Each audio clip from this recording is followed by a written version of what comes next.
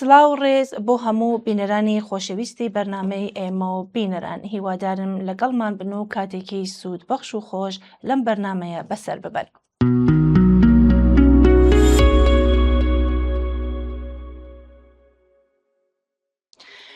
ئازیزان، ئێستا کە پێکەوە قسە دەکەین دەزانم زۆربەی ئێوە ڕۆژەکان بە سەختی تێدەپەڕن. دەزانم کاتێک چاو لە داهاتوو دەکەن تەم و مژی جەنگ، سێبەری سەرکوت و باری گرانی بژیوی ژیان دەبینن. ئەمە تەنیا هەستی ئێوە نییە، ئەمە ناڵی کۆمەلگایەکە کە لەژێر زۆر کوشاردا ئازاری ڕۆحی و ڕەوانی خۆی بە ئیرادە ڕاگرتووە. بەڵام ئەگەر سێری مێژووی مرۆڤایەتی بکەین دەبینین ئەو ساتانەی کە تاریکی لە هەر کاتێک زیاتر خۆی دەرخستووە، کاتی گۆڕانکاریەکانیش نزیکتر لەوەیەکە چاوەڕوان دەکرێت دێنە ڕوو.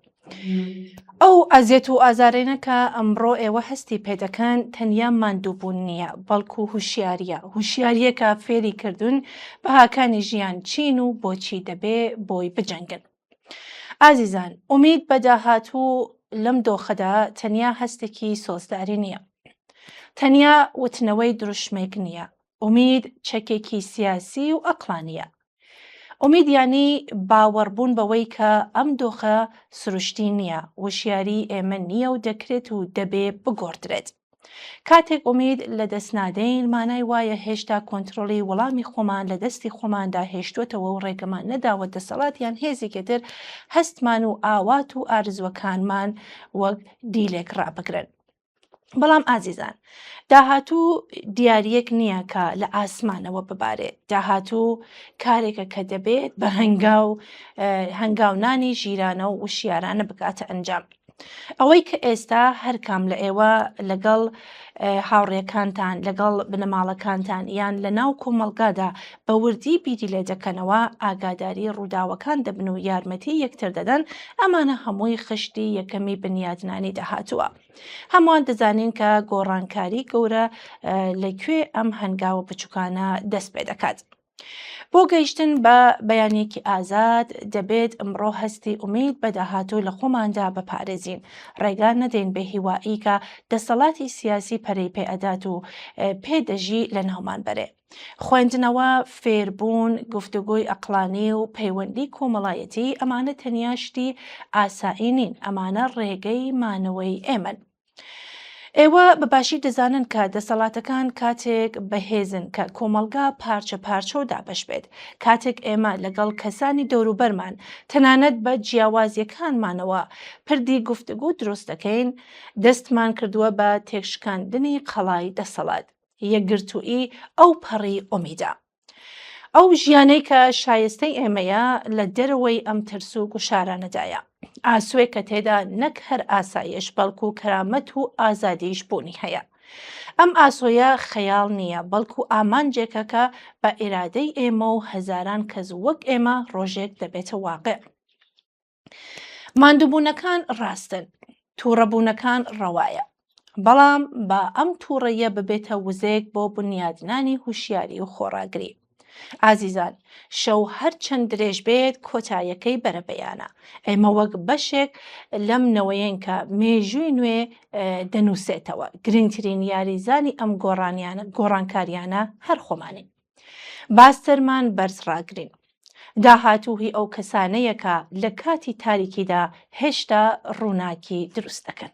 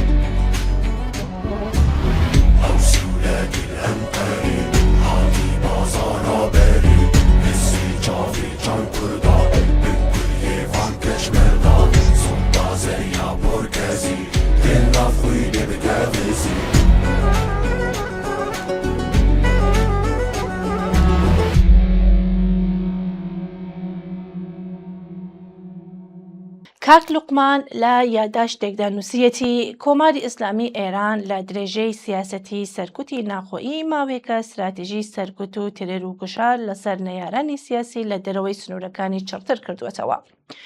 کاتێک چاو لە ڕووداوەکانی ڕۆژانی ڕابردوو لە عێراق و ئەو فشارانەی کە بە ئاشکرا لەسەر حکوومەتی بەغدا و هەرێمی کوردستان دەکەین دەبینین ئەمانە تەنیا بەشێکی بچووکن لەو پازڵە گەورەیەی کۆماری ئیسلامی بۆ پاراستنی هژمۆنی خۆی و لاوازکردنی بزوتنەوە کۆمەڵایەتیەکان و لە کوردستانیش بۆ زەخکردنە سەر هێزە سیاسیەکانی ڕۆژهەڵاتی کوردستان دەیانەوێ بە تۆزێ لەمە ورد ببینەوە. چڕکردنی سیاسەتی سەرکۆ نیشانەیەکی بۆ ئەوەیە کە ئەم ڕژیمە دوای ئاگربەستی کاتی نیگەرانی جددی لەسەر هەڵدانەوەی بزوتنەوە کۆمەڵایەتیەکان لە ناخۆ هەیە. زاکردنە سەر هێزە سیاسیەکانیش هەر لە درێژەی ئەم نیگەرانیەوە دێت و خەریکە دۆسیەی ئەمنی سیاسی نەیارانی خۆی لە هەرێمی کوردستان بە بیانووی بێ بنەما دەباتە قۆناغێکی ترەوە. ئەلبەت ئەوەی ڕاستی بێ ئەمە سیاسەتێکی تازە نییە بەڵکو درێژکراوەی هەمان ئەو ئەقلانیەتێکە لە ناخۆی ئێراندا خۆپیشاندەران و چالاکوانانی سیاسی سەرکوت و ترۆر دەکات. ئێستا دەیەوێت بە بەکارهێنانی فشار لەسەر دەوڵەتی ناوەندی عێراق ئەم سەرکوتە بە یاسایی بکات و لە سنوورەکانی دەرەوەدا جێبەجێ بکات. بەڵام ڕەبتی ئەم بابەتە بە ڕووداوەکانی ئەم دوایانە لە عێراق دەبێت چی بێ؟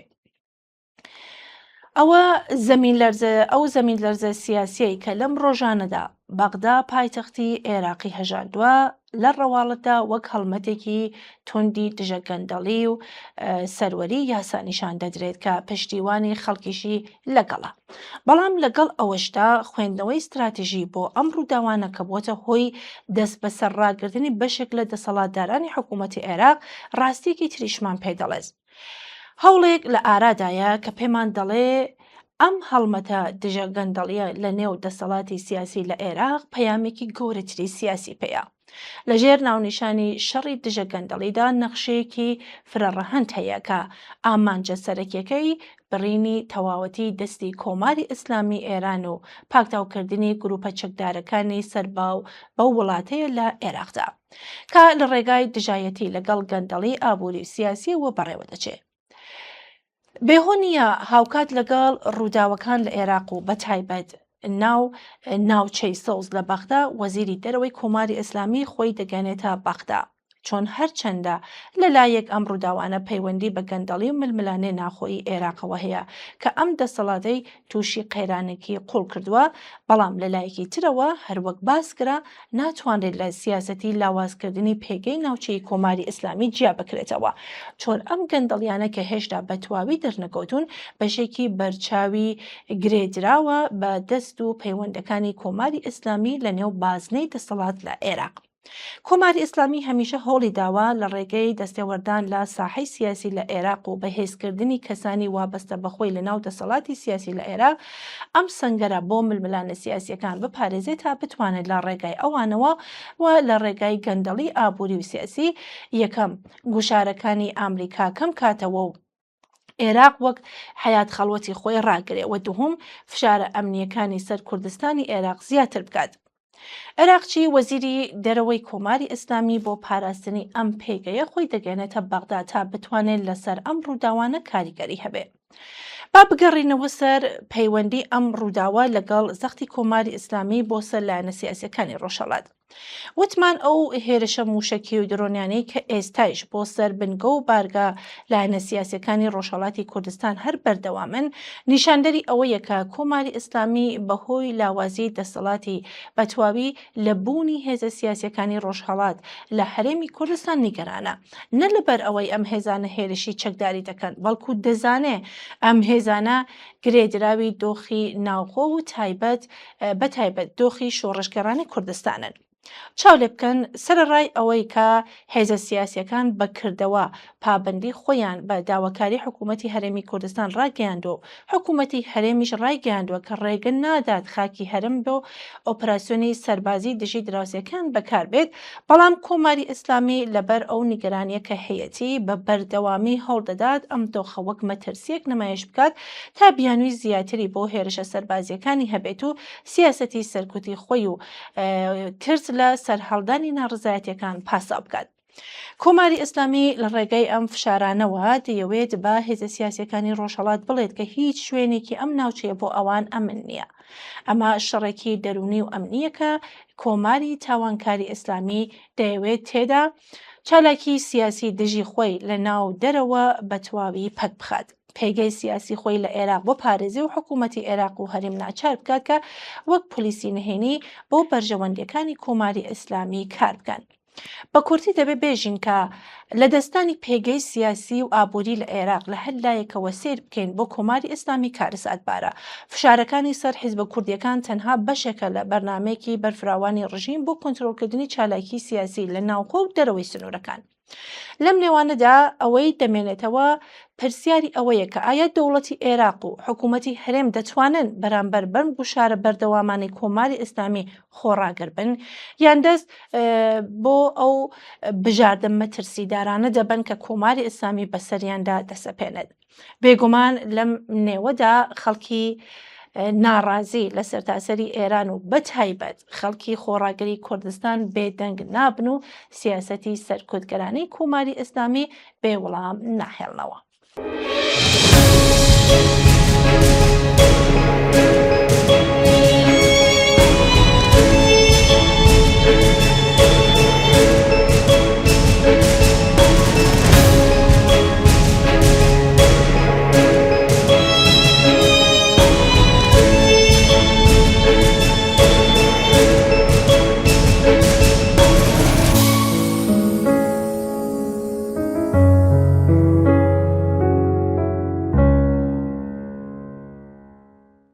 ئەگەرچی ئاگری شەڕ جارێ وەستاوە بەڵام شەڕ لەسەر زەوی و لە ناو ماڵەکاندا بەردەوامە.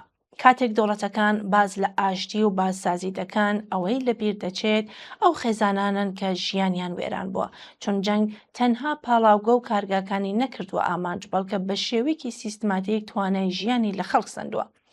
ئێستا لە ئێران دۆخی ژیان بۆتە تراژێدیەکی تاڵ کاتێک خێزانێک هەفتە لە سەدی داهاتەکەی تەنها بۆ کرێخانوەکە دەدات چی بۆ دەمێنێتەوە.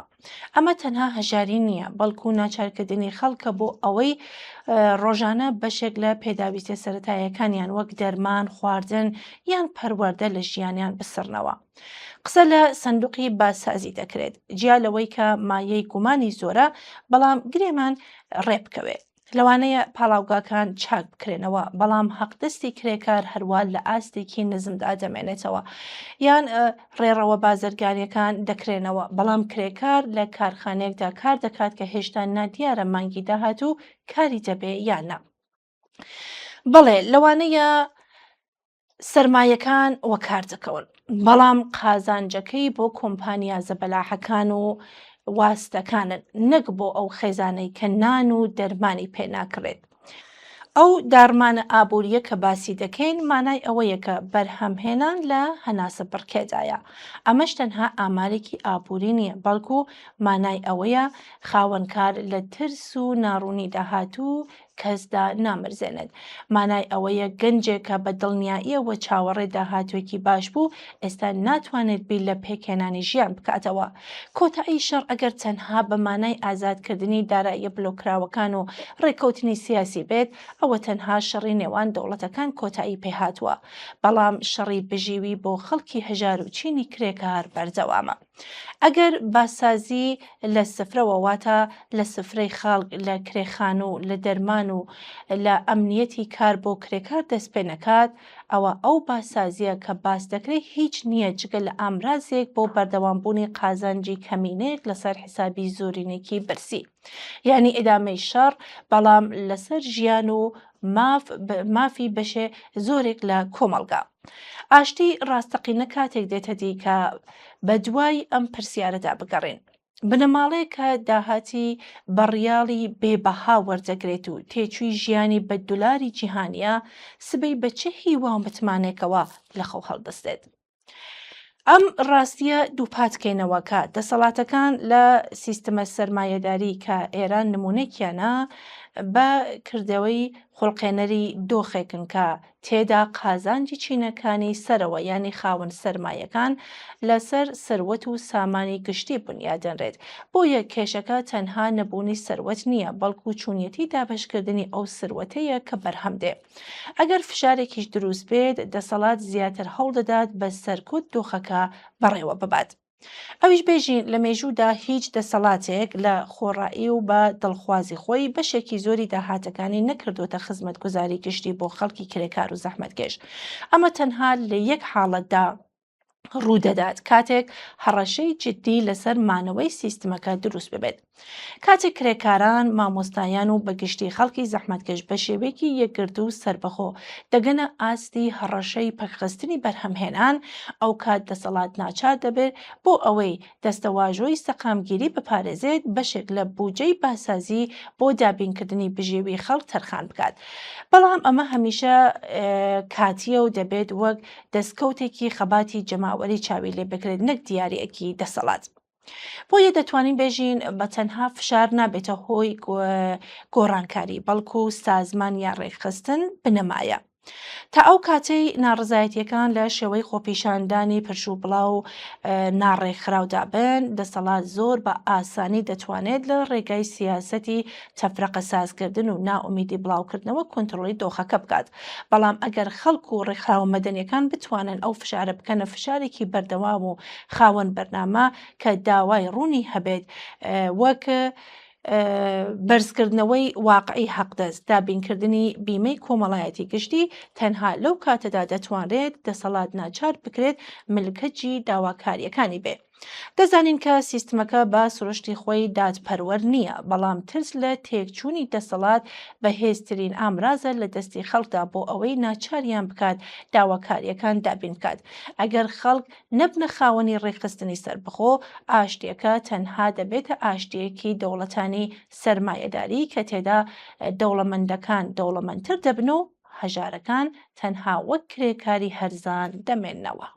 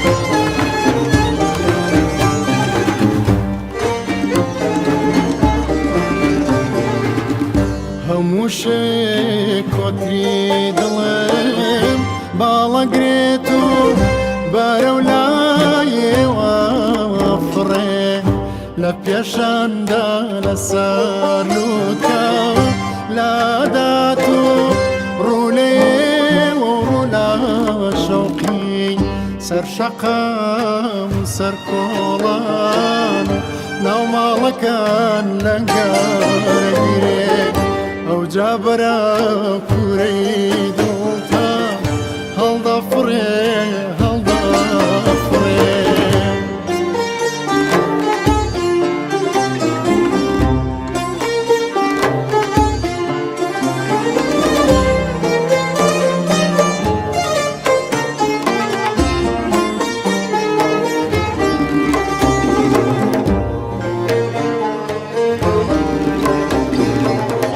بیرتانەکە لەم غوربەتە سەختامەوە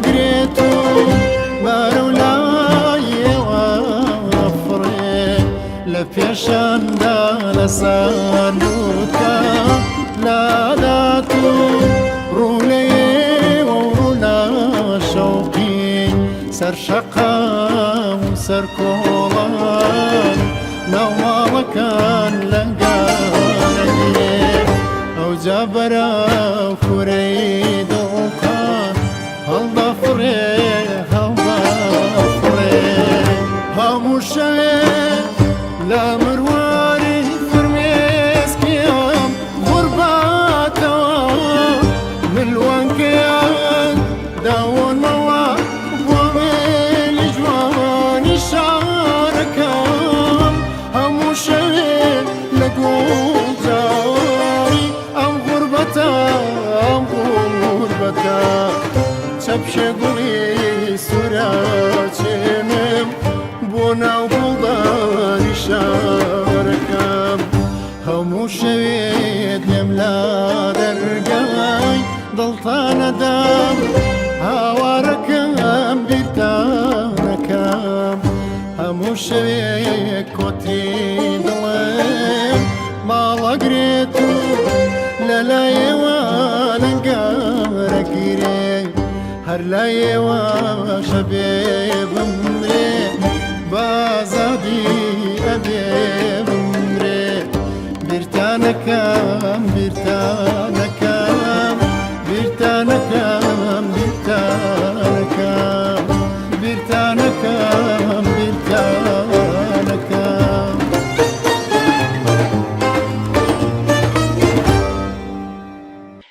جەنگ و ئاشتی لە مێژوودا زۆرتر لەوەی پەیوەندیەکان بە سەرکەوتنی ئەم یا ئەو دەسەڵات یان ئازادیەوە هەبێت دەرەنجامی ململانێ و ڕێکەوتنی نێوان ئەکتەرە سیاسی و ئابوووریەکانە. ئەو ڕێکەوتنە لەرزۆکە کە ئێستا لە نێوان کۆماری ئیسلامی ئێران و ئامریکادا لە ئارادایە بە هەمان شێوەیە پێش ئەوەی ئامانجەکەی ژیانێکی باشتر بێت دەرخەری ڕێخستنەوەی پەیوەندیەکانی نێوان دوو بلوکی دەسەڵاتە. ئەوەی بێمایەبوونی ئەم ڕێکەوتنامە دەردەخات نادیاربوونی مافی ڕاستەقینەی کۆمەڵگایە. کرێکاران، مامۆستایان، ژنان، خانەنشینان و لاوان کە لە ساڵانی ڕابردوودا زۆرترین باجی سزاکانی ئابووری هەڵاوسان و بێکاریان داوە هیچ شوێن پێک لەم ڕێکەوتنە بۆ داخوازەکانیان نابینن.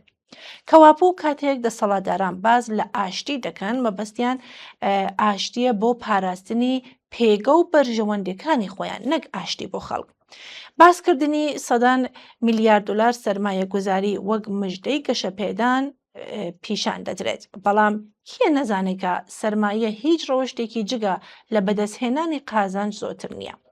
کاتێک سەرمایە تەنها بە دوای زۆرترین قازانجا دەگەڕێت ئەگەر بە بێبوونی ڕێکخراوی سربەخۆی کرێکاری، ئازادی سیاسی و چاودێری جەماوەری بێتە ناو بازاڕەوە ئەنجامەکە تەنها بەهێزکردنی سەرمایەداری ڕاندخار یانی وابەستە بە دەسەڵات و قوڵکردنی کەلێنی چینایەتی دەبێت. لەم سناریۆیەدا لەوانەیە کارخانەکان گەورەتر بن، بەڵام مافی کرێکار هەروە بێبایەخ دەمێنێتەوە.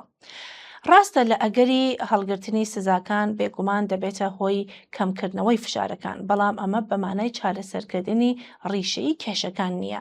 کێشەی سەرەکی ئێران تەنها سزاکان نییە، بەڵکو پێکهاتەی سیاسی نادەت پەروەرانە، گەندەڵی سیستماتیک و سەرکوتکردنی هەر جۆرە دەنگێکی سربەخۆیە. ئەگەر پەیوەندی سیاسی و ئابوووریەکان بە هەمان فورمی پێشوو بمێنەوە، سەروەت و سامانی وڵات دوای هەڵگرتنی سزاکانیش هەر لە دەستی کەمینەیەکی دەسەڵاتداردا دەمێنێتەوە. کەمکردنەوەی مەترسی جەنگ و دوورخستنەوەی ئاوری موشک و وێرانکاری ئامانجێکی مرۆیی و پێویستە ئەرێنی سێر بکرێت، بەڵام نابێت فریوی ئەو ڕەوایەتە ڕەسمیە بخۆین کە ڕێکەوتنی دەوڵەتەکان بە سەرکەوتنی خەڵک ناو دەبات. ڕاستیەکە ئەوەیە ئاشتی دەوڵەتەکان ینی ئاساییکردنەوەی پەیوەندیەکان نێوان دەسەڵاتداران بۆ دابەشکردنی باشتر و زیاتری قازانجەکان. بەڵام ئاشتی کۆمەلگا تەنها کاتێک دێتەتی کە دادپەروەری کۆمەڵایەتی مافە سەرەتاییەکانی خەڵک یەکسانی و کۆتایی هێنان بە هەر چەشنە چەوسانەوەیەک لە ئارادا بێت. بە کورتی ئەم ڕێکەوتنە ئەگەر بە ئامانج بگات لە باشترین حاڵەدا تەنها شەڕی نێوان دەوڵەتەکان کۆتایی پێدێت، بەڵام شەڕی نێوان کار و سەرمایە و ململانێت چینایەتی بۆ بەدەستهێنانی مافە سەرەتاییەکانی خەڵک وەک خۆی دەمێنێتەوە.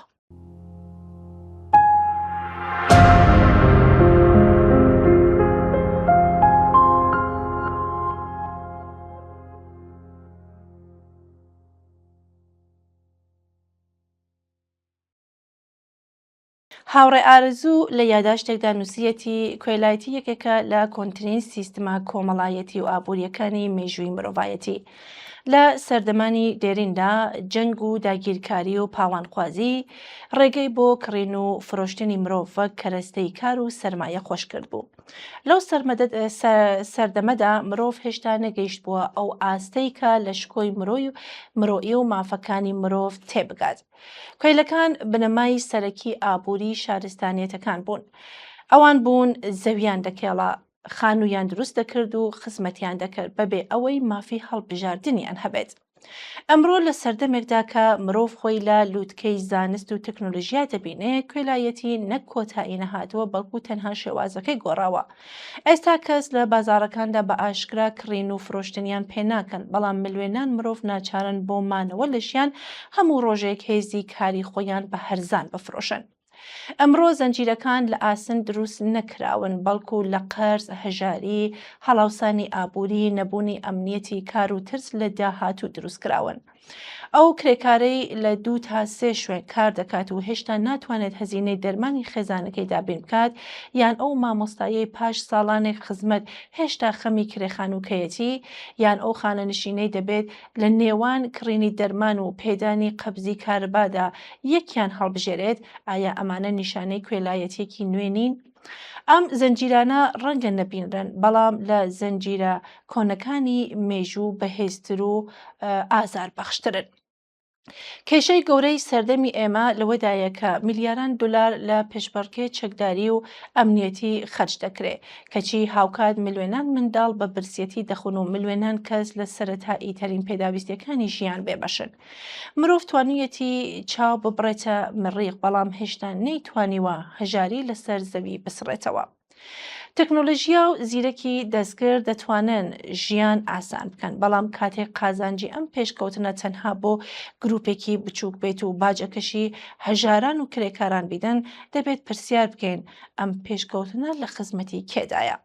ئەوەی ڕاستی بێ شارستانیەت یان ئەوەی پێ ئەوترێت تەمەدۆن بە بەرزی باڵاخانەکان، خێرایی کۆمپیوتەرەکان یان ژمارەی مانگە دەستکردەکان ناپێورێت، بەڵکو پێوەری ڕاستەقینەی شارستانیەت ئەوەیە کە لاوازترین مرۆڤی کۆمەلگا چۆن دەژی؟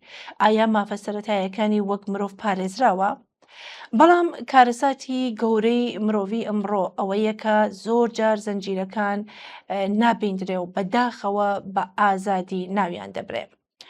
هاوڕێ ئارەزوو لە بەشێکی تری یادداشتەکەدا دەڵێ ڕۆژێک دێت کە تێدا مرۆڤ نەخەمی نانی دەبێت، نەخەمی دەرمان و پەروەردە و سەرپەنا. تەنها لەو ڕۆژەدا دەتوانین بڵین مرۆڤایەتی لە زانست و مرۆڤایەتیدا پێشکەوتووە. تا ئەو کاتە کوێلایەتی هەر بەردەوامە، تەنها جلوبەرگەکەی گۆڕاوە. زۆربەی خەڵک لە کۆمەڵگای مدرندا لە ناو بازنێکدا گیر بوون کە پێدەوترێت پێداویستە سەرەتاییەکان. کاتێک مرۆڤ ناچار بێت بۆ دابینکردنی نان و جێگەیەک بۆ خەوتن ڕۆژانە 8 بۆ 12 کاتژمێر کار بکات، کە تێدا هیچ دەسەڵاتێکی بەسەر کات و وزەی خۆیدا نییە، ئەمە چیتر ئازادی هەڵبژاردن نییە. کاتێک بەدیلی کار نەکردن برسێتی و بێسەرپەنایی بێت، هەر کەسێک ناچارە دەست بە زەنجیرەکانی خۆی ئەو بکرێت. لە نێوان خاوەنکار کە دەسەڵاتی ئابووری و تەکنۆلۆژیای هەیە و کرێکار کە تەنها هێزی خۆی هەیە، هیچ هاوسەنگیەک نییە. سیستمی یاسایی و ئابووری زۆربەی وڵاتان بە جۆرێکدا ڕێژراون کە بەرژەوەندەی خاوەن سەرمایە دەپارێزن. کەواتە کرێکار ناتوانێت بڵێت نا، چونکە یاساکان و واقعی ئابووری ڕێگەی لێ دەگرن. بەڕای من مرۆڤی سەردەم نەک بە ئارزووی خۆی بەڵکو لەژێر گۆشاری پێویستی و دیزاینێکی زیرەکانەی سیستمی ئابووریدا کەوتووەتە ناو ئەم کوێلایەتێ مدرنەوە.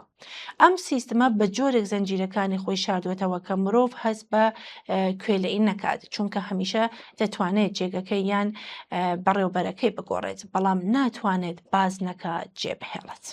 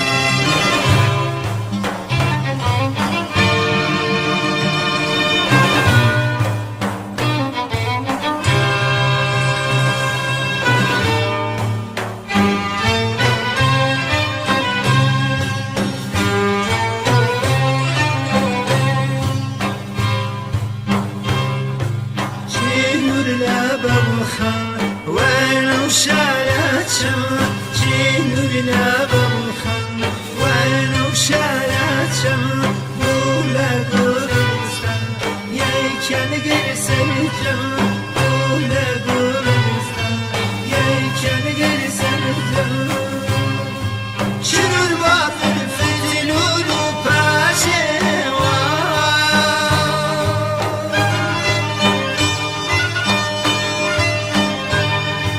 شنور باطل فجلول و پاشێوا ولو شملك خالي سريري ولو شملك خالي سريري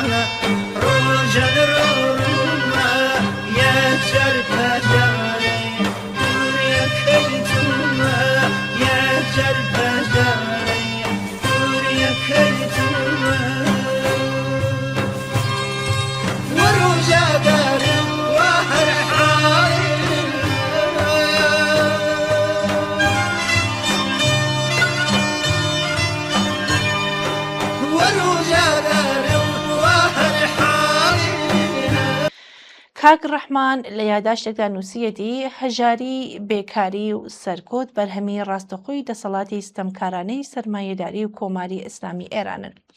لە ماوەی 47 ساڵی ڕابردووی ئەم دەسەڵاتە تاوانبارە وێنەیەکی ئازاربەخش لە کۆمەلگای ئێران بەرجەستە بووە. بوونی ملیۆنان بێکار، کارتۆنخە و گورخە و منداڵانی کار و ژیانی زیاتر لە نێو دانیشتوانی ئێران لە ژێرهێڵی هەژاری بێبەش لە بیمەی کۆمەڵایەتی و تەندروستی و سەرەتایی ترین پێداویستیەکانی ژیان ئەم ڕاستیە دەسەلمێنن. سەپاندنی ئەم دۆخاستەمێکی هەمەلایانەیە کە بە سەرکوتی خوێناوی و زیندان و ئەشکەنجە و ئێعدام ممکن بووە.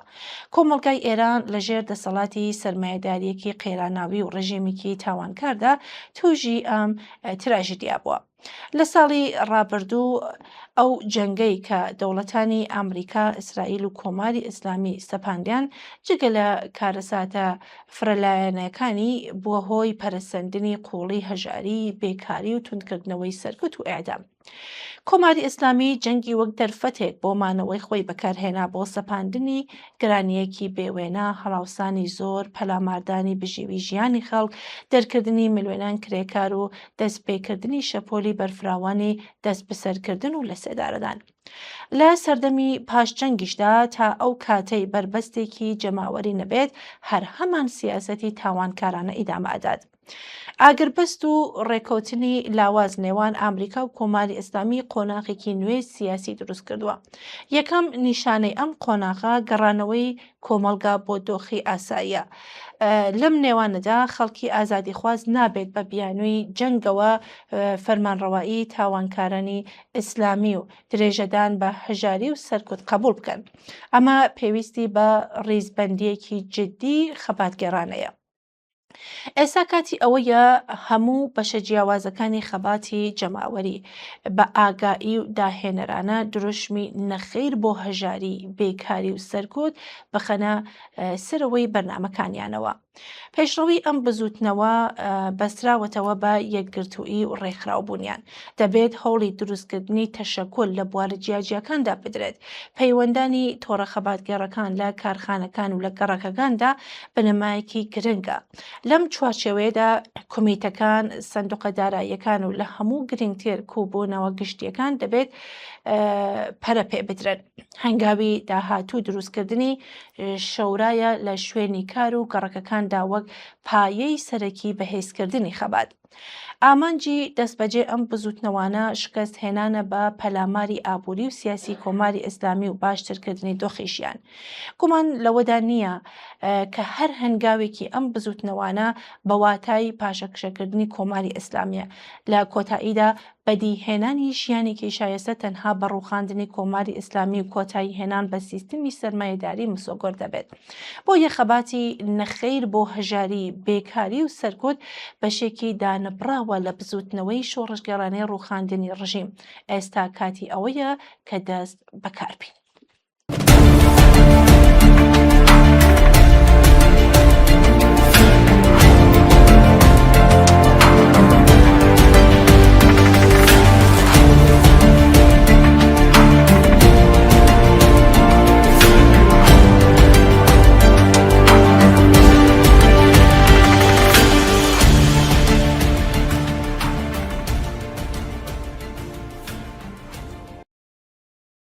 هاوڕێ سولماز لە نووسراوێکدا دەڵێ کۆماری ئیسلامی ئێران هەرچەندە توانوویەتی لە ئاگری جەنگ دەرباز بێ، بەڵام ئێستا لە بەردەم تاقیکردنەوەیەکی گەورەتر و چارەنووساستردایە. ئایا دەتوانێت ئاشتی لەگەڵ دانیشتوانی وڵاتەکەی خۆی بەرقەرار بکات؟ لە کاتێکدا کە وڵات بە دۆخێکی نالەباری ئابووری و هەڵاوسانی بەرزدا تێدەپەڕێت و کاریگەریەکانی سیاسەتی سەرکوتکردنی ناڕزایەتەکان هێشتا بە زیندوئی لە زیهنی خەڵکدا ماونەتەوە، گومانی زۆر جددی لەسەر توانای ئەم دەسەڵاتە بۆ گۆڕانکاری و بەدیهێنانی ئاشتی لەگەڵ شەقام دروست بووە. ڕاستیەکە ئەوەیە کە ساختاری ئەم سیستما لە بنەڕەتدا توانای گۆڕانی نییە، دەسەڵاتێکە تەنها لەسەر بنەمای پشتیوانی کەمینێک بەڕێوە دەچێت و مانەوەی دەسەڵاتی خۆی لە هەر شتێکی دیکە گرنگتر ئەزانێت، ناتوانێت وەڵام دەرەوەی داواکاریە ڕەواکانی زۆرینەیەک بێت کە لە ژێرباری قورسی ئابووری و نەبوونی ئازادی سیاسیەکاندا دەناڵێنن. ئەو ئاشتەوایە کاتیەی کە لە سایەی هەندێک ڕووداوی دەرەکیدا دروست بووە، ناتوانێت ئەو کەلێنە قۆڵ و مێژوویە نێوان دەوڵەت و کۆمەڵگا پڕ بکاتەوە. دۆخی ئێستا و کێشەی قوڵی ئابووری بەڕوونی نیشان دەدەن کە ئەو یەکگرتووەی کە دەسەڵات بانگەشەی بۆ دەکات تەنها دۆخێکی کاتی و ناچاریە. بەردەوامی سیاسەتی سەرکوت و پشبەستن بە توندوتیژی لە تووڕەئیەوە کە لە ناقی کۆمەڵگادا دەکوڵێت چاوەڕوان دەکرێتکە لە داهاتوێکی نزیکدا جارێکی دیکە سەرهەڵ بداتەوە. بۆیە نابێت تووشی هەڵەی تێگەیشتن بین. ڕوودانی شەپۆلی نوێ ناڕزایەتەکان نەک هەر ئەگەرێک بەڵکو شتێکی حتمیە و پێشبینی دەکرێت. ئەو قەیرانانەی کە دەسەڵات لە چارەسەرکردنیان عاجزە هەر ڕۆژە و بە جۆرێک دەتەقێتەوە. ئەم دۆخە پێویستی بەوەیە کە هەمووان بە وردی چاودێری ڕووداوەکان بکەن و خۆیان بۆ قۆناغەکانی داهاتوو ئامادە بکەن، چونکە دەسەڵاتی کۆماری ئیسلامی زەرفیەت و پۆتانسیۆلی بۆ تێگەیشتن لەگەڵ خەڵک نییە، ئەمەشە دوو ئاراستەی جیاواز لە یەکن.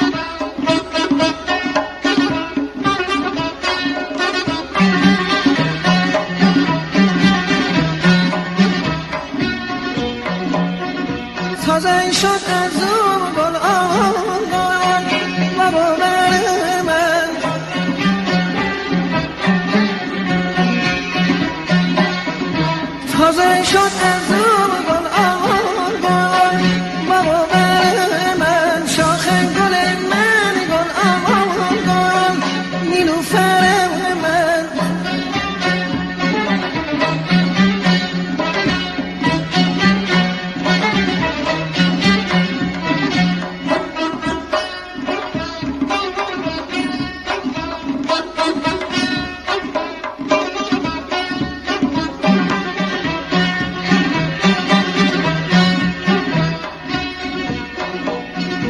تازه شد از گل آوار بابا بر من شاخ گل من گل آوار نیلوفر من ای روی خوشت دیدم دل من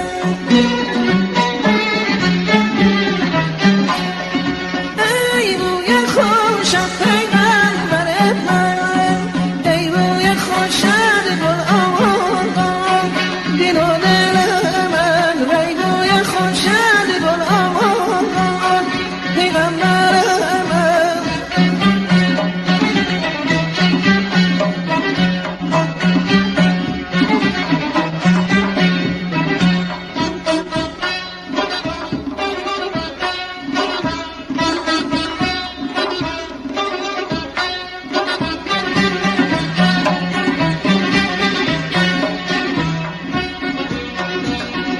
هر لحظه مرا گل آوار در پیش راقم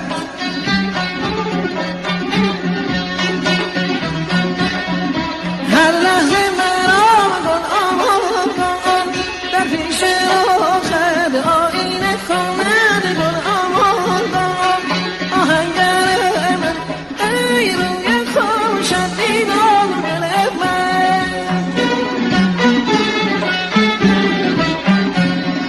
ای روی خوشت دیدم دل من ای روی خوشت گل آوار پیغمبر من ای روی خوشت گل آوار پیغمبر من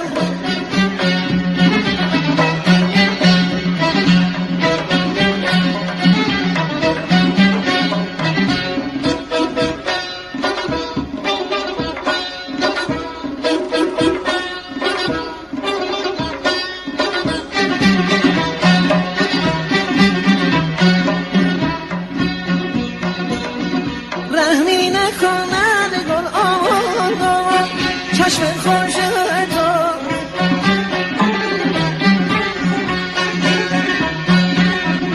رحمی نکند گل آوار چشم خوش تو بر نوحه و این گل آوار چشم تر من آخر تو شدی رحمی نکنی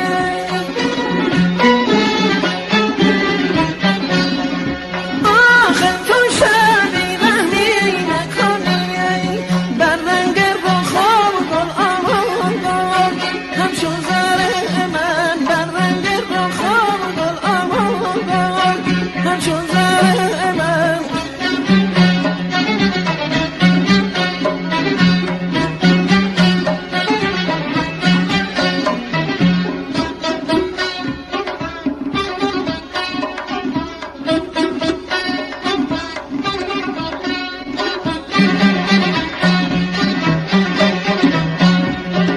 تازه شد از گل آوار بابا بر من شاخ گل من گل آوار نیلوفر من شاخ گل من گل آوار نیلوفر من شاخ گل من گل آوار نیلوفر من شاخ گل من گل آوار نیلوفر من شاخ گل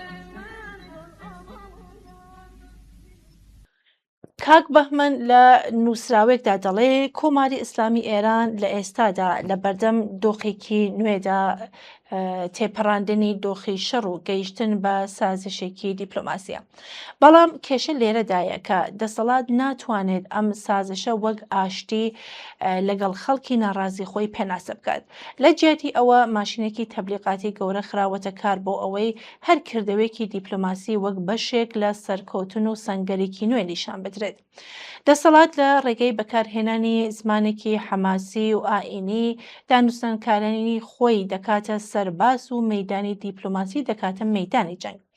لەم ڕەوایەتەدا هیچ جێگەیەک بۆ ئاشتی و وەک بەهایەکی مرۆئی نییە. کاتێک دانوستاندن یان مذاکرە دەبێتە ئەرکێکی شەرعی، ئەوە هەر جۆرە ڕەخنەیەک لە سیاسەتی دەرەوە بەمانای پشکردنە لە سەنگەر و دژایەتی ئائینی لێک دەدرێتەوە. ئەمە ئەو دەرگایە کە دەسەڵات بەڕووی هەر دیالۆگێکی ڕاستەقینە لەگەڵ کۆمەڵگادا دایدەخات.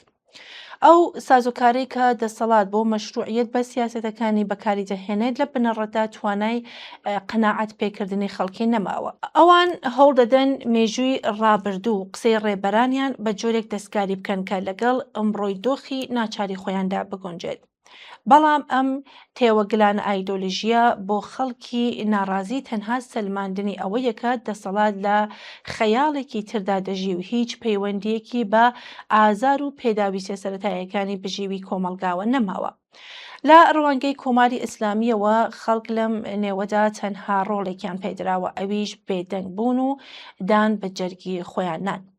بەڵام ئەو ماشینەی کە شکستەکان دەکاتە پیرۆزی چیتر ناتوانێت کۆمەلگا بەو دروشمانە کۆنتترۆل بکات. ئێستا ڕوونەکە دەسەڵات ناتوانێت ئاشتی لەگەڵ خەڵکی خۆی بکات، چونکە ئاشتی بمانای دانان بە هەڵەکان و وەڵامدانەوەی داواکاریەکانی خەڵکە، شتێکە سیستمەکە لە ترسی مانەوەی خۆی نایەوێت و ناتوانێت بەدی بهێنێت. کەوا بوو کاک بەحمەد دەڵێ بە بڕوای من سەرهەڵدانەوەی ناڕزایەتیەکان لەم دۆخەدا نەک هەر چاوەڕوان نکراوە بەڵکو حەتمیە. کاتێک دەسەڵات دیپلۆماسی وەک سەنگەری نوێ دەبینێت و خەڵکیش دەبێت لە سەنگەرێکەوە بۆ سەنگەرێکی دیکە بگوازێتەوە، ئەوە گرژیەکان بەرەو تەقینەوە دەچن. ئەمە دەبێت ئێمە دەبێت خۆمان بۆ قۆناغێکی پل لە ئاڵۆزی ئامادە بکەین، چونکە ئەو ماشینەی کە تەنها سەنگەر دەناسێت هەرگیز فێری زمانی ئاشتی لەگەڵ خەڵک نابێت. پرسیاری گرنگ ئەوەیە: ئایا لەم دۆخەدا کە دەسەڵات ناتوانێت ڕێگەیەک بۆ ئاشتی لەگەڵ خەڵک بدۆزێتەوە، چ جۆرە ئامادە سازیەک لەلایەن کۆمەلگاوە دەتوانێت کاریگەرترین کاردانەوەی بێت؟ دوای ناوبڕێک بە کورتی لەسەر ئەم پرسیارە قسە دەکەین.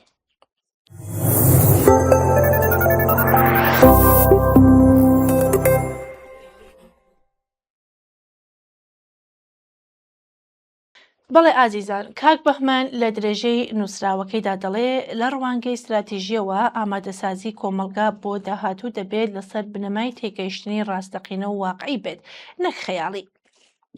کاتێک دەسەڵات لە قەیرانێکی قوڵدایە و ناتوانێت ئاشتی لەگەڵ خەڵکەکەی بکات، تاکە وەڵامی کاریگەر بریتیە لە سازدانی تۆڕی پەیوەندی کۆمەڵایەتیەکان و بەهێزکردنی ئیرادەی سەربەخۆ. بۆ ئامادەسازی کۆمەلگا خۆ بە دوورگرتن لەو ماشینە ئایدۆلۆژیەی کە دەیەوێت خەڵک وەک بار یان سەرباز بەکاربهێنن پێویستە. کاریگەرترین کاردانەوەی ئەوەیە کە کۆمەلگا خۆی لە دەرەوەی خواستە سەرەتاییەکانیان وەک ئابووری، ئازادی و دادپەروەری ڕێک بخات، نەک چاوەڕێی گۆڕانکاری لە سەنگەرەکانی دەسەڵات بێت. کاتێک خەڵک لە ئاستی مەدەنی و خۆڕێخستنی کۆمەڵایەتیدا هوشیار بوون، ئەو ماشینەی دەسەڵات کە تەنها بۆ شەڕ و نائەمنینانەوە دروست کراوە بێ کاریگەری دەبێت و توانای خۆگونجاندنی لەگەڵ واقعیەکان لەدەستدات. کاریگەرترین کاردانەوە تێپەڕاندنی ئەو دیالۆگەیە کە دەسەڵات پەرەی پێدات.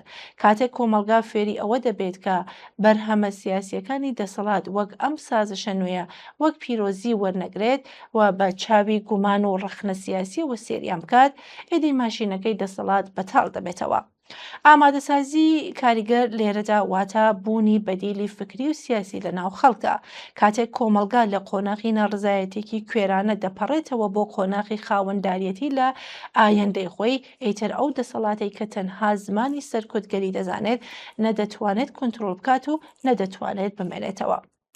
کۆمەلگایەکە خۆی ڕێک بخات و لە ئاستی مەدەنی و فکریەوە خۆی ئامادە بکات، چیتر نابێتە قوربانی ئەو ماشینەی کە شکستەکان دەکاتە پیرۆزی. ئەزمموی ئەم دوایانە تاقیکردنەوەیەک بوو بۆ تەواوی هێزە سیاسیەکان لە ئێران و کوردستان. دەرەنجامی ئەم ڕووداوانە تەنها وێرانکانی ژێرخانەکان نەبوون، بەڵکو وێرانکاریەکی قوڵتریش لە ئەقڵیەتی سیاسی ئۆپۆزیسیۆن و هێزە سیاسیەکاندا دروست بوو.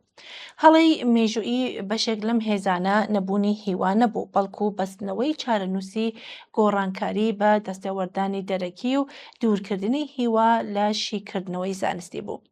کاتێک شیکردنەوەی سیاسی لەسەر بنەمای هەڵسەنگاندنی هێزە کۆمەڵایەتەکان و ئامادەیی ناخۆی نەبێ و تەنها لەسەر هیوای خەیاڵی وەک ئەوەی کە هێزە دەرەکیەکان بێن و کارێ بکەن بنیاد بنرێت، ئەوە تەوەهم دەبێتە بزوێنەری سیاسی. کاتێکیش ئەو تەوەهمە لە بەرامبەر ڕاستیەکاندا تێک دەشکێت، ئەوە دەست بەجێ بێئومیدی جێگەی دەکرێتەوە. ئەمە ئەو دۆخەیە کە ئێستا بەشێک لە ئۆپۆزیسیۆن پێدا تێپەڕ دەبن، قەیرانی عاملیەت یان ئەو بێ توانایەی کە هێزە سیاسیەکان هەستی پێدەکەن لێرەوە دێت.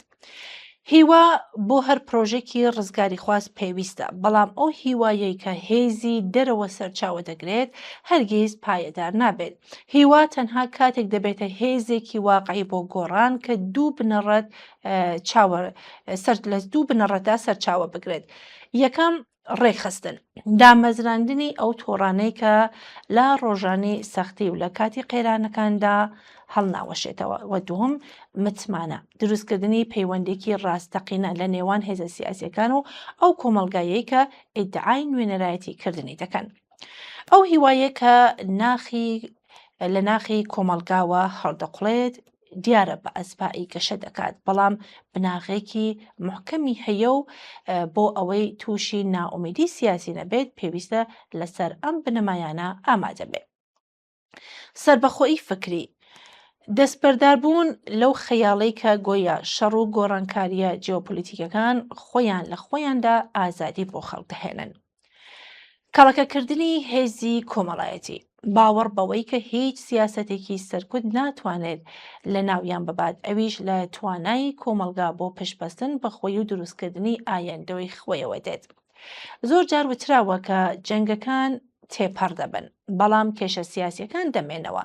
ئەگەر ئۆپۆزیسیۆن و بزوتنەوەی کوردستان لەم قۆناغەدا نەتوانن خۆیان لە تەڵەی چاوەڕوانی بۆ ڕووداوە دەرەکیەکان ڕزگار بکەن و نەگەڕێنەوە بۆ سەر شانۆ و کێڵگەی کۆمەڵایەتی، ئەوە نەک هەر تووشی خۆخۆری دەبن، بەڵکو مەترسی ئەوەش هەیە کە لە گۆڕەپانی سیاسی و مێژوئیدا بە تواوی پەراوێز بخرێن.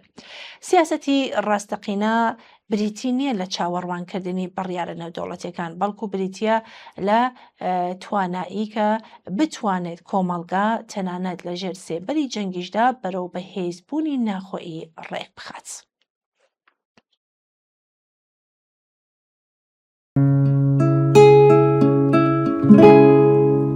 خاک این گندم تو خیابونه، خوشه خشم من و تو تشنه بارونه. حق ما کم نیست، زانوی غم نیست، قلب ما که دور از هم نیست. دنیای تازه این یه آغازه، پنجره تا رویا بازه. یا همه با هم همه تنها، بلا چاو بلا چاو بلا چاو چاو چاو، میپریم از خواب که شب مهتاب، ما که بیداریم تا فردا. آخرش زنجیر ظلم عالمگیر میشکنه با دستای ما. دۆخی ئابووری ئێران گەیشتووەتە ئاستێکی مەترسیدار کە چیتر تەنها لە چوارچێوەی ئامارە ئابووریەکاندا نامێنێتەوە، بەڵکو بۆتە چیرۆکێکی ڕۆژانە پڕ لە ئازار بۆ ملیۆنان خەڵکی ئێران.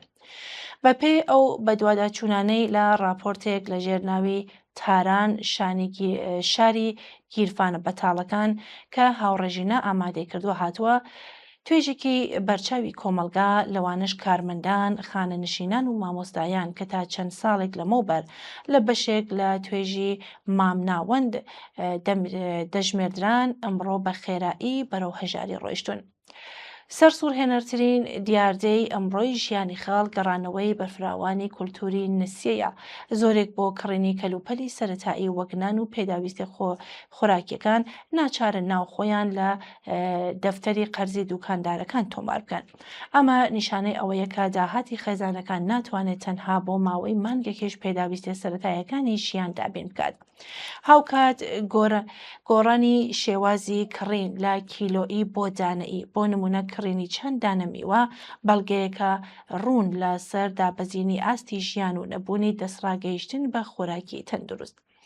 لە ڕوانگەی مافی مرۆڤەوە ئەو دۆخە تەنها قێرانێکی ئابووری نییە، بەڵکو پێشلکردنی ئاشکرای بنەما سەرەتاییەکانی ژیانی مرۆڤە. بە پێ مادەی 25 جارنامەی جیهانی مافی مرۆڤ و مادەی 11 پەیماننامەی نێودەوڵەتی مافە ئابووری و کۆمەڵایەتەکان، هەر مرۆڤێک مافی ئەوەی هەیە لە ئاستێکی ژیانی گونجاو وەک خۆراک، جلوبەر، نیشتەجێبوون و خزمەتگوزاری تەندروستی بەهرەمەند بێت. کاتێک خێزانێک بۆ دەستەبەرکردنی نان و دەرمان پەنا بۆ قەرز دەبات، واتە کەرامەتی مرۆیی لە بەرامبەر برسێتیدا خەریکە دەسڕێتەوە. بەرپرسیارەتی ئەم دۆخە ڕاستەوخۆ دەکەوێتە ئەستۆی دەسەڵاتی کۆماری ئێستامی ئێران. دەیان ساڵ کەمی داهات کە هەر ساڵە کەمتر دەبێت گەندەڵیەکی بەربڵاو نەبوونی شەفافیەت و لەسەرەوەی هەموویانەوە پێشقستنی ئامانج ئایدۆلژی و ئەمنیەکان بەسەر ژیان و گوزەرانی گشتیدا بۆتە هۆی ئەوەی ملیۆنان کەس لە ئاسایشی ئابووری بێبەش بن. لە کاتێکدا دەسەڵات سەرنجی خۆی لەسەر سەرکوتکردنی ئازادیەکان و بەردەوامی سیاسەتە گوماناویەکان چەڵتر دەکاتەوە، قەیرانی فەقر و نەداری خەڵک پەراوێست دەخات. ئەو وێنەیە کە لە شارە گەورەکان دەبینرێت بیرهێنەرەوەی ئەوەیە کە لە پشت هەر ئامارێکی ئابووریەوە مرۆڤ گەلێک هەن کە مافەکانیان زۆت کراوە. هەر جۆرە گفتوگویەکی سیاسییان نێودەوڵەتی ئەگەر بێت و کێشە ڕیشەیەکانی ژیانی ڕۆژانەی خەڵک و مافە بنەڕەتەکانیان نەکاتە بنەما، ناتوانێت دەردی ئەو کۆمەڵگایە دەرمان بکات. ئێران ئەمڕۆ نەک هەر لە قەیرانی سیاسی بەڵکو لە قەیرانێکی قۆڵی مافیمانەوە و کەرامەتی مرۆئیدا دەژیت کە چارەسەرکردنی تەنها بە گۆڕانکاری بنەڕەتی و دابینکردنی ژیانێکی ئاسایی بۆ هاوڵاتیان دەبێت.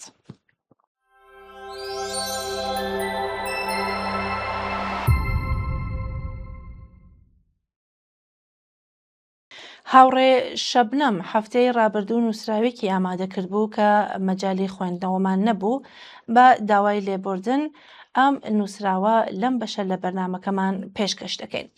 هاوڕێ شەبنەم نووسیەتی 20 ژوان واتە 30 جۆزەردان ڕۆژی دفاع لە زیندانیانی سیاسی تەنها ڕێککەوتنێکی سمبولیک نییە بۆ بیرهێنانەوەی چارەنووسی زیندانیانی سیاسی، بەڵکو ئاوێنەیەکە و ویسکەیەکی گرنگە بۆ تێگەیشتن لەو جیاوازانە قوڵەی نێوان کۆمەلگایەکە داوای ئازادی و دادپەروەری دەکات و دەسەڵاتێکە بۆ مانەوەی خۆی زیاتر لە هەر کاتێک پشت بە ئەشکەنجە، زیندان و ئێدام دەبەستێت. ئەمڕۆ لە ئێران زیندان چیتر تەنیا شوێنی ڕاگررتنی ڕەخنەگران و نەیاران نییە، بەڵکو بۆتە یەکێک لە سەرەکیترین ئامرازەکانی حکومڕانی. کاتێک دامەزراوە سیاسەکان کارایی خۆیان لەدەست دەدەن و قەیرانی شەریعەت قوڵ دەبێتەوە، دەسەڵات بە ئاراستەی ئەمنیەتیکردنی کۆمەلگا هەنگاو دەنێت. لەم دۆخەدا زیندان وەک ئامرازێکی بەڕێوەبردننی قەیرانە کۆمەڵایەتیەکان بەکاردەهێنرێت. ئەمڕۆ لە زیندانەکانی ئێران تەنیا چالاکوانانی سیاسی نین، بەڵکو مامۆستایان، کرێکاران، ژنان، ڕۆژنامەنووسان، هۆنەرمەندان، ژینگە پارێزان، پارێزەران و تەنانەت ئەو هاوڵاتیانەی تەنها بۆ دەربڕینی ناڕزایەتی ڕژاونەتە سەر شەقام هەن.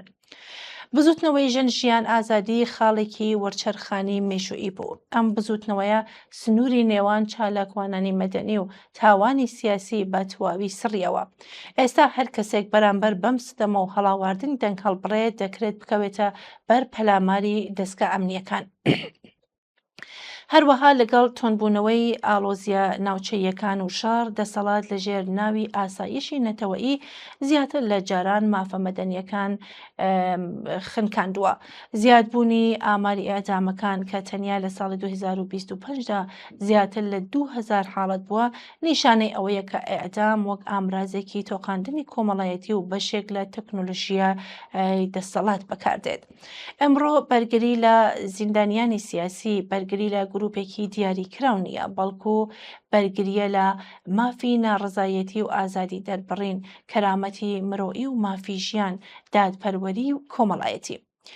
بوونی کارزارگەرێک وەک سێشەمەکانی نەخێر بۆ ئێدام کە زیاتر لە 125 هەفتەیە لە زیندانەکانی ئێراندا بەردەوامە بەڵگەی ئەوەیە کە تەنانەت لە نێو دیواری زیندانیشدا ڕۆحیەی بەرگری زیندووە.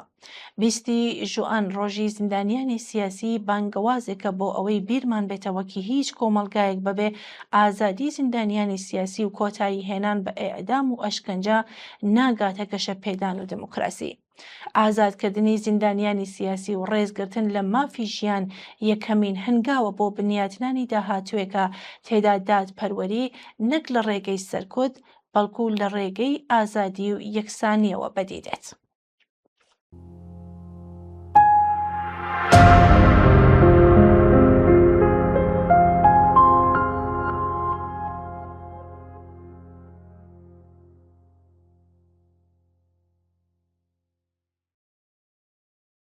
بەڵێ خۆشەویستان، کاک ڕێبواریش لە یادداشتێکدا نووسیەتی ماوەیەک پێش ئێستا JD Vance جێگیری سەرۆکی ئەمریکا باسی لەوە کرد کە ئازادکردنی پارە بلوکراوەکانی ئێران بۆ کڕینی گەنم و سۆیا و لە ئەمریکا دەبێت چونکە لە ناوخۆی ئێران قەیرانی خۆراک گەیشتووەتە ئاستێکی مەترسیدار. ئەم بابەتە تەنیا کێشەی کڕینی خوراک نییە، بەڵکو گێڕانەوەی زەنجیرێکی ئاڵۆزی ئابووریە کە ژیانی ڕۆژانەی هاوڵاتیانی بەستوێتەوە بە سیاسەتە نێودەوڵەتەکانەوە. ئێران نزیکەی 85% پێداویستیەکانی ئاژەڵ و پەلەوەر هاوردە دەکات. کاتێک ئەم زەنجیرەیە تووشی کێشە دەبێت، ڕاستەخۆ نرخی هیلکە، مریشک، گۆشت و شیرەمەنیەکان بەرز دەبێتەوە. کێشەکە لێرەدایەکە پیشەسازی پەلەوەری ئێران کە مانگانە پێویستی بە سەدان هەزار تۆن خۆراکە بە تواوی کەوتووەتە ژێر کاریگەری هاوردەکردنی دەرەکی. زۆر کەس پێیان وایە بەرزبوونەوەی نرخی کەلوپەلەکان تەنیا بەخۆی گرانی نرخ لە سەرچاوەکانەوەیە، یان ئەمریکا و وڵاتانی دیکە ئێران ناچار دەکەن بە نرخی گرانتر بفرۆشن. بەڵام ڕاستیەکە ئەوەیە هۆکاری سەرەکی تێچووی زیادی تێچووی سزاکانە، واتە کاتێک ئێران ناچار دەبێت بەهۆی سزاداراییەکانەوە لە ڕێگەی واستەکانەوە شتومەت بکڕێ. ئەمە 12 بۆ 18% نرخەکەی بەرز دەکاتەوە، کەواتە دەوڵەتانی تر کێشەی سەرەکی نین، بەڵکو سیستمی ئابووری ناخۆییەکە کارەکان ئاڵۆز دەکات. کێشەی سەرەکی لە ناخۆی ئێرانە و لە 3 خاڵدا دەبینێتەوە. دابەزینی بەهای ڕیال. کاتێک نرخی دولار بۆ زیاتر لە 1.5 ملیۆن ریال بەرز دەبێتەوە، بێگومان نرخی هەر کاڵایەک بە چەند قات بەرز دەبێتەوە. کۆتایی هێنان بە دولاری تەرجیحی. لابردنی دولاری هەرزان بۆ کەلوپەلی بنەڕەتی تێچووی بەرهەمهێنانی بە ڕێژەیەکی بەرچاو بەرز کردوێتەوە. کاسبانی تەحریم. تۆڕێکی وابەستە و گەندەڵکاران کە لە ڕێگای دەسڕاگەیشتن بە دولاری دەوڵەتی و مۆڵەتی هاوردەکردن سوودێکی زۆر دەکەن و باجەکەی دەخەنە سەرشانی خەڵک. قسەی جێگیری سەرۆکی ئەمریکا هیچ لە بنەمای کێشەکە ناگۆڕێت. کێشە سەرەکی نرخ و سیستمی دابشکردنە، نەک ئەوەی کە گونیەک زۆڕەت و جۆ گەنم کە لە ئەمریکا کردراوە یان لە بەرزیل. لە کۆتاییدا قوربانی ئەم سیاسەتانە خەڵکە. کاتێک دەبینین بەکارهێنانی گۆشتی سوور لە ئێران بە درێژەی 50% کەمی کردووە، ئەمە نیشانەی شکست خواردنی ئەو زەنجیرە ئابووریەیە. پارەی شار، سزاکان و سیاسەتە هەڵە ئابووریەکان لە کۆشکی سپی یان لە کێڵگەکانی بەرزیل نادرێت، بەڵکو لە پێشخانی قەسابخانەکان و لەسەر سفرەی بەتاڵی خەڵک دەدرێت.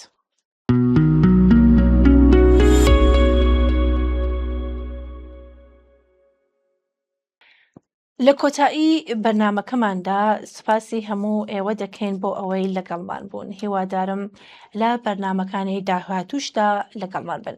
هەتا دیدارێکی دیکە ئاواتی تەندروستی، ئارامی و سەرکەوتنتان بۆ دەخوازم. ماڵەوە.